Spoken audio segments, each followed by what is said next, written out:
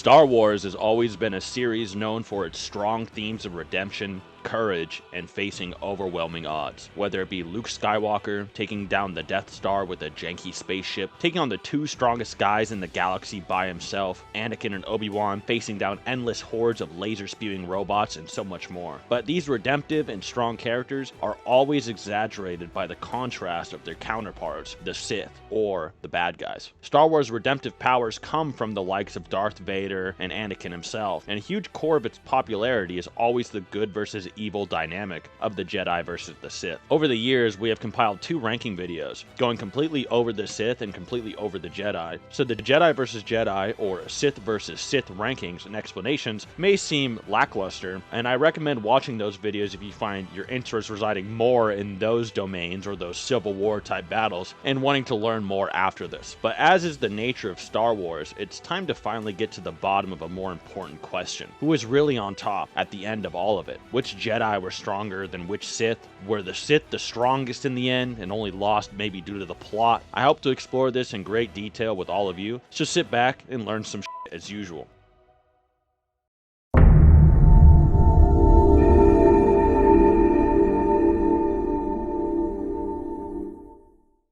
The first on this list are mainly here due to lacking solid competition from their Jedi counterparts of their era, and because of various statements placing them there despite common belief. These first would be Darth Traya from Knights of the Old Republic 2, Sion, a Sith willing himself to stay alive through sheer rage, and the mysterious cloaked Nihilus. Darth Traya comments that the powerful ancient Sith before them make the new wave, or generation rather, look like nothing more than cannon fodder in comparison. And this is backed up by words from one of the Knights of the Old Republic's main developers named Chris Avallone, stating that Naga Sadow, as an example, would be even greater than Nihilus in raw power, despite his ability to drain entire planets of their force. Traya, Sion, and Nihilus all have their own pecking order as described in the Sith video. Traya force chokes a battle-ready Sion, and Nihilus toys with Traya in the game. Once again, I would recommend that video for Sith vs Sith rankings, but let's move on.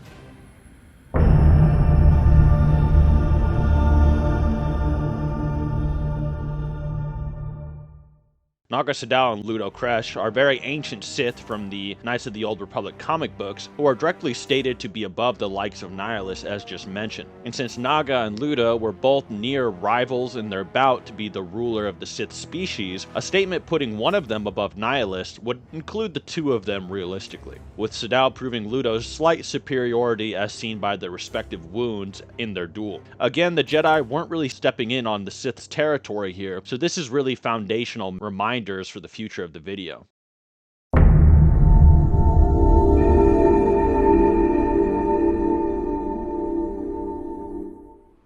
As is the case with Marka Ragnos, Freedom Nad, and Karnus Mur, who are all Sith belonging to the more ancient caste Traya was commenting on, with lore to suggest relative parity among the trio, the former two are outright stated to be far stronger than Sadow and Ludo, with Karnus being compared to the former rather than the latter. Ragnos, a Sith spirit appearing at the time of the ancient Naga Sadow and company, was implied to be able to crush Sadow, as shown with the likes of Nihilus, who is a force of force drain, and Mur, who favors stealing bodies, or of other powerhouses, at least as a Sith spirit, centuries beyond his natural death. We have to dig a little deeper to come to a sound conclusion about their actual combat power level per se. While it may seem unbelievable that later Sith could do crazier things than the likes of an ancient Sith, or Nihilus as an example, you will be surprised to learn that it is in fact the case. With most things just being visual concessions from the movies and so forth that don't really let us see things of Nihilus' scale or some type of video game level feat.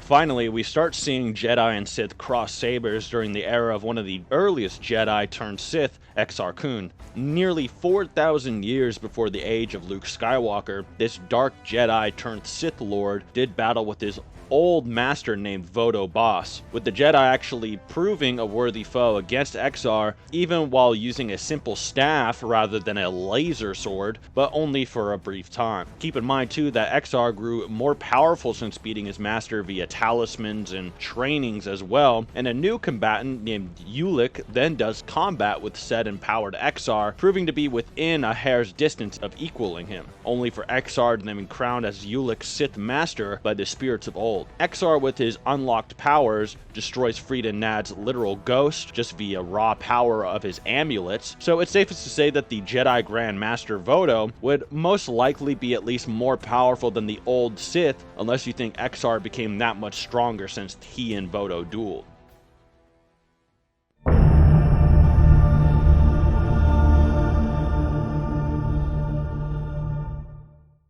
Getting into two more popular niche characters would be Malak and Revan, both boasting statements surpassing that of Exar pretty directly, although the one utilized in the Sith video is a bit more questionable now, as the Knights of the Old Republic remake seems trapped in development hell. Officially it's still on the way, but I'll let all of you place bets if you think that's ever coming out or not. Either way, Revan as a Jedi in Knights of the Old Republic 1 defeats Malak, as he is stronger than he's ever been, and Mitra from the second game is considered the greatest of students per one of Revan's masters. The hero of Tython, who is a Jedi from the Star Wars MMO, becomes the Outlander in the DLC if the player deems it so. The Outlander is then stated by Vishit to be his greatest foe, making him stronger than either Revan or Mitra, but to what extent is hard to say. Again, kind of a cop-out, but this MMO has many branching paths, and the series tends to obfuscate the fate of these choose-your-own-adventure type protags as to preserve player choice, as is the case with most games of that type. A lot of people have issues with the Revan novel, actually, because it asserts many details canonically that many players feel they'd rather have kept vague, so they could legitimize their own playthroughs as canon. The same can be said of Wrath and Nox, who are all as well potentially the Outlander with the same statement. Darth Malgus can damage the Outlander in cutscenes, pretty straightforward, yet he may be much stronger if you interpret the statement from the books of the Sith, where Sidious notes that his battlefield feats have never been replicated, to meaning he's at least more powerful than Count Dooku, who would be the main Sith wartime combatant at that time that Sidious would have made the statement, probably in reference to. This probably isn't too likely and can maybe be interpreted as Malgus literally doing things Dooku simply didn't do as well. Or he could have seemed so impressive because of the weaker competition compared to what Dooku would have to face.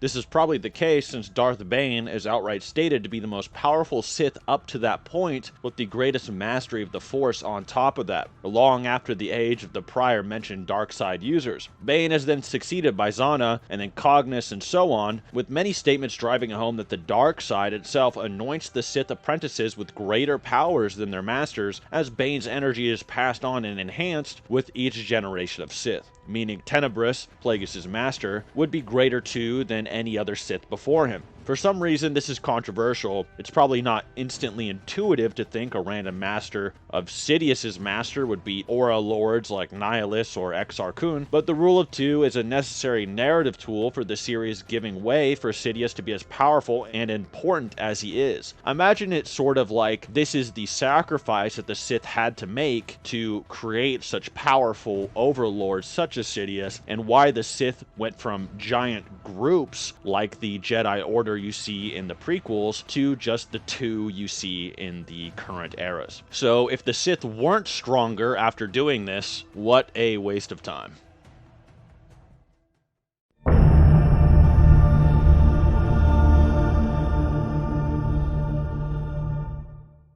Seeing as the Sith had been in hiding since Darth Bane, it makes sense that things would finally heat up as far as Jedi and Sith battles and comparisons, as Qui-Gon Jinn would do battles with Darth Maul, who was called the deadliest Sith known in history, one of the greatest trained, with Jinn nearly defeating him as Maul drained Jinn's Force energy, still losing all the same. Dooku then comparing Clone War era Obi-Wan to Sindralig, with Obi being able to physically harm Savage, who is at least a rival to this Phantom Menace Maul, that Jinn could have very well been outright stronger than if Maul lacked the ability to suppress the Jedi's power.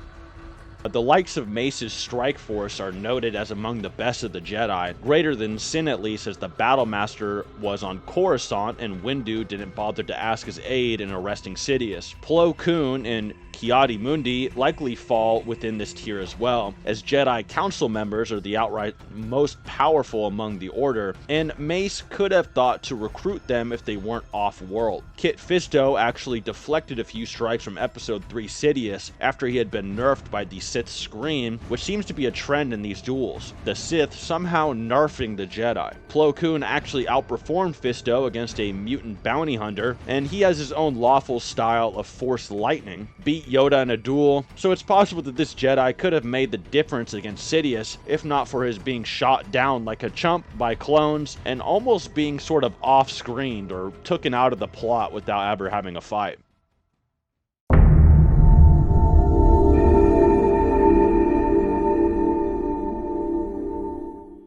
Darth Maul, after gaining much more powerful through his robot legs and Night Sister magic, alongside a similarly amped brother, were stated by Clone Wars producer Dave Filoni to have fared better against Sidious than the entirety of Mace Windu's squad. Getting taken out by Sidious is pretty good, ranks up there. He puts up a better fight, than the Jedi Council did, I'll say that much for him. This could be for a number of various reasons, maybe because Sidious couldn't nerf other Darksiders with the same shout technique that he could the Jedi. Either way, it's worth noting that Maul and Savage were outright holding back on Obi-Wan, as opposed to legitimately being weaker than the Negotiator. And seeing as Maul was able to fend off Mace Windu for a time and did hold his own against Sidious before he overwhelmed him with his Force powers, it stands to reason that the two likely managed to defeat those listed prior in one-on-one combat, especially since Savage did beat Plo Koon on panel. This same Maul then says that Phantom Menace Sidious was stronger than his own mother Talzin, who is outright weaker than Darth Plagueis, with further statements stating that Sidious and his master rivaled the best of the Jedi at the time, being Yoda and Windu.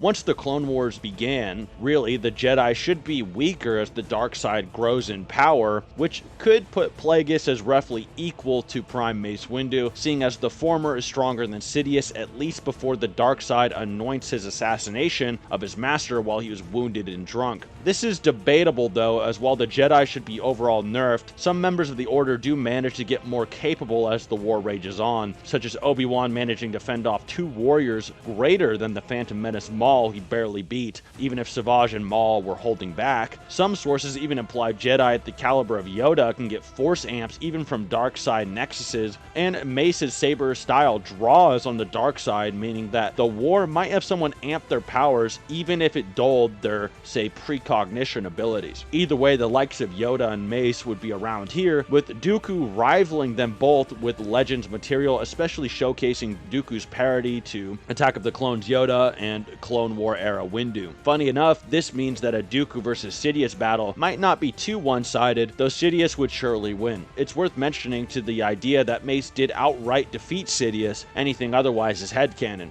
Yet still, Order 66 gave the wounded Sith greater power, meaning Yoda is in all likelihood at least equal to Mace, as some statements suggest, as he barely lost against a stronger Sidious who pushed Mace to his limits. Anakin Skywalker, the Chosen One, is called the strongest Jedi many times, genuinely stomping a Dooku so terrified and helpless that to block Skywalker's saber strikes, he was aged a decade with every parry. Sidious told Dooku to go all out and even began to prioritize his own life above his master's plan for Anakin during their duel. This is a Mace and Yoda level fighter who was totally humbled after mildly provoking Skywalker. Then, with the dark side as his ally, Anakin is stated to have unmatched power even greater than the Order 66 empowered Sidious, while his harming of Padme and her perceived betrayal weakened him greatly before his battle with Obi-Wan, as Anakin's love for her is what allowed him to commit such atrocities, with his own Sith amp wavering as he solemnly meditated on what he had done even before Padme arrives on Mustafar. This means that Anakin as a Jedi is stronger and more skilled than Yoda and Windu, and his Sith state surpasses Sidious at the time, but his conflicted state against Obi-Wan nerfed him to the point that he lost to someone that Dooku easily manhandled earlier in the same film, with Obi-Wan not really having that much reasons to grow so significantly in power.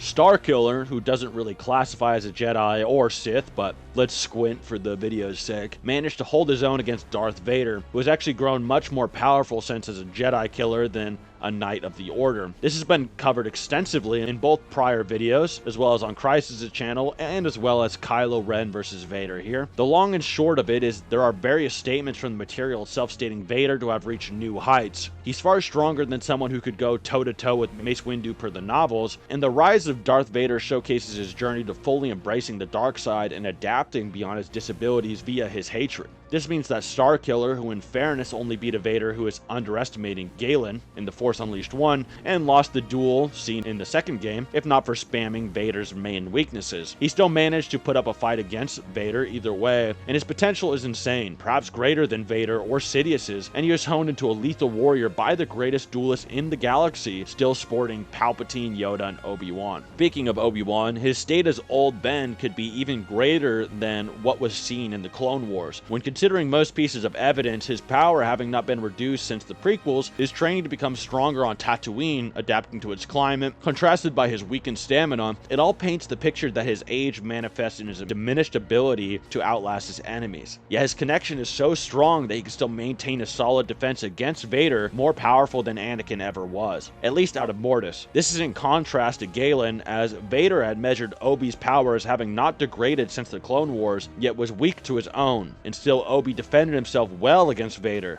I got a lot of comments about the Obi-Wan Kenobi show in my prior videos, however those and this one were built using lore from the Legends continuity, whereas that series is set in the rebooted Disney timeline. It'd be like trying to use Dragon Ball Heroes or one of the old Z movies to prove a point about canon Dragon Ball Super Goku. They're both Obi-Wan, but they're not the same Obi-Wan. So while in the show he manages to outmatch Vader, only to then fall off hard as an old man and crumple with every saber block against Vader onto Dooku versus Anakin, Old Ben in Legends got far more powerful in his exile, but still gasses out too quickly.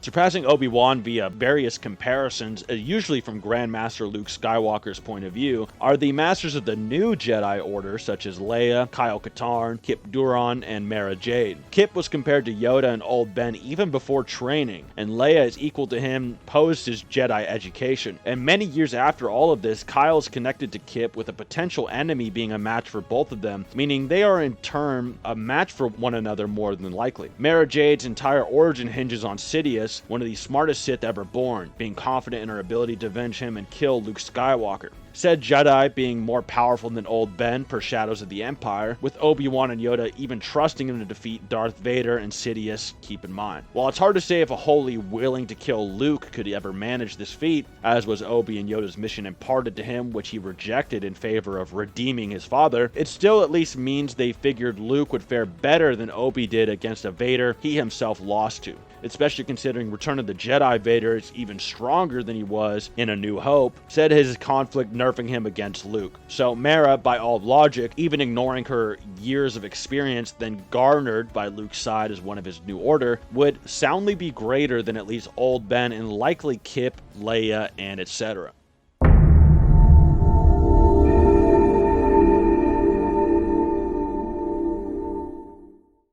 Yet still, Darth Vader himself would likely defeat these legendary contemporaries of the new Jedi Order. Vader during A New Hope was already more powerful than Old Ben, despite the gap being smaller in Legends compared to Disney's canon, to the point that Luke in Empire Strikes Back was stated by Vader to be the strongest of all Jedi, and this Vader, even more powerful than he was in A New Hope, easily dealt with Luke in Empire Strikes Back, meaning he would stomp Old Ben and likely Leia, Kip, and Kyle, as they are all in Old Ben's ballpark. Plus, Vader's actual peak is during Return of the Jedi, so his power above Obi-Wan is staggering when everything is said and done. Vader is far stronger, faster, and more skilled than when he was a Jedi, a point in his life when he had already likely eclipsed fighters such as Mace Windu and Yoda. He's at least very close to them in combat abilities. Vader in the novels and comics actually performs many acrobatic stunts, with the films canonically showing us a conflicted or restricted Vader, obvious movie concessions stopping them from moving as quickly as they did, say, in the third movie. Cautious against Obi-Wan as his more elaborate techniques costed him their last duel, and he's weak weakened in Empire Strikes Back and Return of the Jedi against Luke, as I've said. So when it comes to Vader versus the great Jedi of old, such as Yoda and Mace Windu, Anakin already stood a very good shot at defeating them 1v1, and was in probably a similar, at least tier,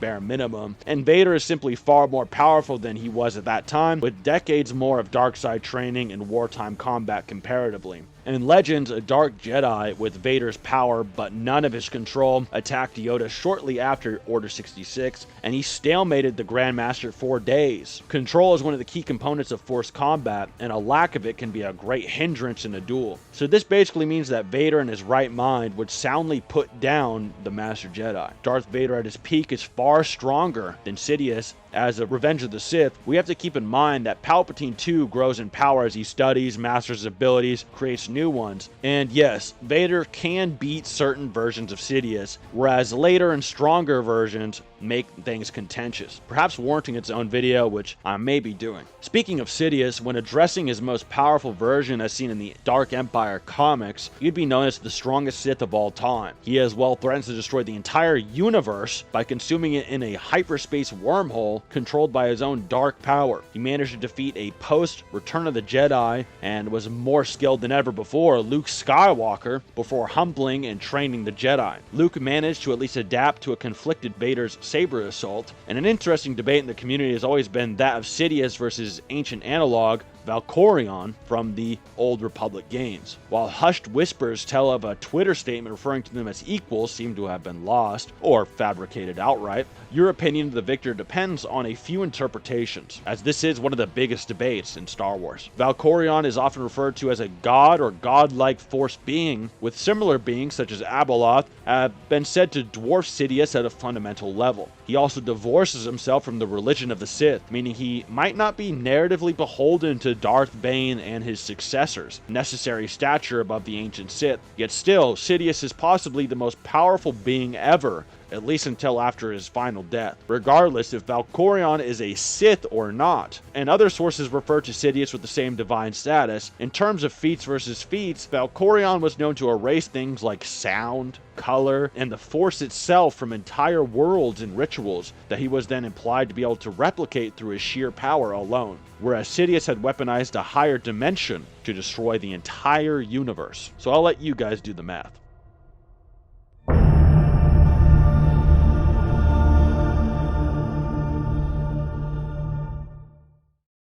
Janna is the Sword of the Jedi, an honorary title boasting a great destiny like her ancestor. Jacen Solo, like Anakin, was tempted and fell to the dark side, becoming one of its greatest practitioners, while Sidious possibly had higher mastery than the prior Force users when it came to esoteric techniques. The fact is that Luke, after learning what Sidious taught to Vader, managed to beat Palpatine in an all-out saber duel, and Luke then grows more powerful than ever. Even in the face of Leia's possible amping of his powers, decades then go by with Luke training and developing, with Jacen Solo or Darth Kylo mounting a near-successful defense against an enraged Grandmaster Luke Skywalker in their duel. Janna then begins to embody Luke as well, being the one to land a killing blow on her brother after defeating him in their own respective clash. The funny thing about Kylo is that he's pretty much the Legends precursor to and inspiration to Kylo Ren. They basically adapted him into the Disney movies beat for beat. While the power scaling of this video, which is based on Legends more or less, is very distinct from canon, as explained earlier with the Legends Kenobi versus Disney Kenobi breakdown, we can kind of approximate where Kylo would be in this pecking order from a narrative sense at least. When we find him in Force Awakens, his greatest fear is his failure to live up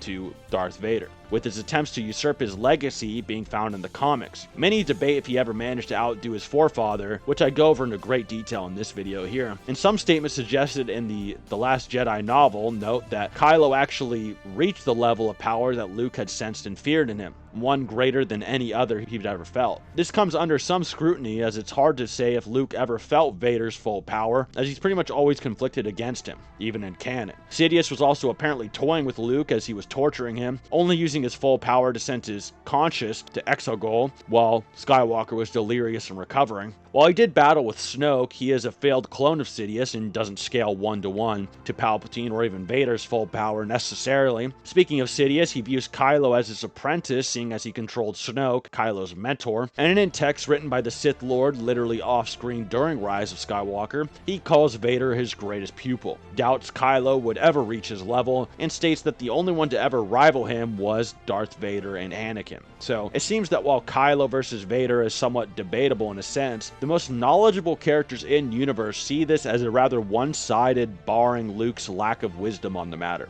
Especially considering he was barely a Jedi Knight with middling experience at a time when he'd have to assess Vader's threat level. So in essence, Kylo is likely weaker than Vader, but approaching him at best. Same goes for Rey, as their dyad connection makes them equals by episode 8 and 9. It goes without saying that even some of the strongest Jedi in canon are dwarfed by many of the weakest in Legends. It's not as simple as saying Darth Disney Vader equals Legend Vader and approximating where Kylo would be based on that. That'd be like claiming Wonder Woman from the comics would lose to Superman because it happened in the movies. Two totally different timelines with totally different scaling.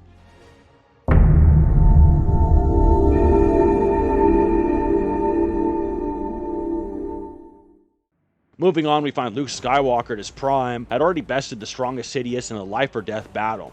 The strongest Jedi of his time, his legendary reputation is only somewhat rivaled by the few Sith compared to him, such as Darish, Lumaya, Kaitis, as we mentioned, Darth Krayt, who performs roughly equal to Luke against the same foe, and Ceresu. These obscure Sith of Luke's age either do battle with Luke to some extent or are narratively compared to the Jedi's power. Keep in mind, though, that Skywalker constantly kept his power in check in his later years, remembering how Sidious manipulated his potential in his bloodlust, and the bloodlust which his enemies and even nephew had stalked in him after his great betrayal. So if one was to bet money on Luke versus any living Jedi and Sith, they really only stand a chance if Luke wants them dead or not.